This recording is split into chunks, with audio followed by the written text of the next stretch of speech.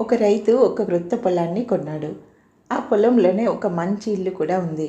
విశాలమైన ఆ పొలం చుట్టూ కంచె ఉంది. అన్నీ బాగానే ఉన్నాయి, కానీ అక్కడ నీటి కొరత ఉంది. అందులో ఉన్న 2 పాడుపడిన బావులను తిరిగి తవ్వించాడు, కానీ ప్రయోజనం లేకపోయింది. ఆ ప్రదేశానికి దిగువ భాగంలో ఒక చోట నీళ్లున్నాయి, కానీ అవి చాలా దూరం. రోజు అక్కడి నుండి నీళ్ళు తెచ్చుకోవడం ఎంతో కష్టంగా ఉండేది. అతడు చాలా ఇబ్బంది పడ్డాడు. మనశ్శాంతి లేకుండా పోయింది. దానికి తోడు రాత్రిపూట పడుకునేటప్పుడు తన మంచం క్రింద నుండి ఏవో శబ్దాలు వినిపిస్తున్నాయి. వీటిని గురించి తన స్నేహితులకు తెలియజేయగా అవి దయ్యాల శబ్దాలు అని వాళ్ళు భయపెట్టారు. అతనికి భయం పట్టుకుంది. చేసేదేమీ లేక ఆ ఇంటిని పొలాన్ని అమ్మేసి వేరే చోటికి వెళ్ళిపోయాడు. అయితే ఆ పొలాన్ని కొనుక్కున్న క్రొత్త యజమానుడు దేవుని యందు భయభక్తులు కలిగిన వ్యక్తి. అతడెప్పుడూ దేవుని మీద ఆధారపడేవాడు. దేవుని నడిపింపు కొరకు, ఆశీర్వాదాల కొరకు దేవుని వైపు చూసేవాడు. ఇరుగు పొరుగు వారు అతన్ని నిరాశపరిచారు, కానీ అతని హృదయంలో సమాధానం, నెమ్మది ఉంది. ప్రతి దినం అతడు ప్రార్థన చేసుకొని పడుకుంటాడు. అతనికి కూడా నీటి సమస్య వచ్చింది. అయితే అతడు దేవునికి మొరపెట్టుకున్నాడు.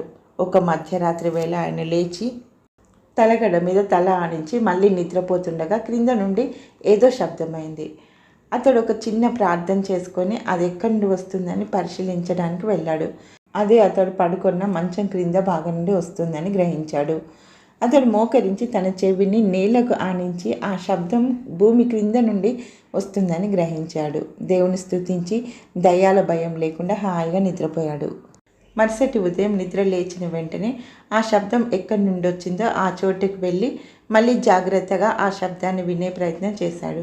చివరికి అది తన ఇంటి బయట ఆవరణలో ఉన్న ఒక స్థలం నుండి వస్తుందని తెలుసుకున్నాడు.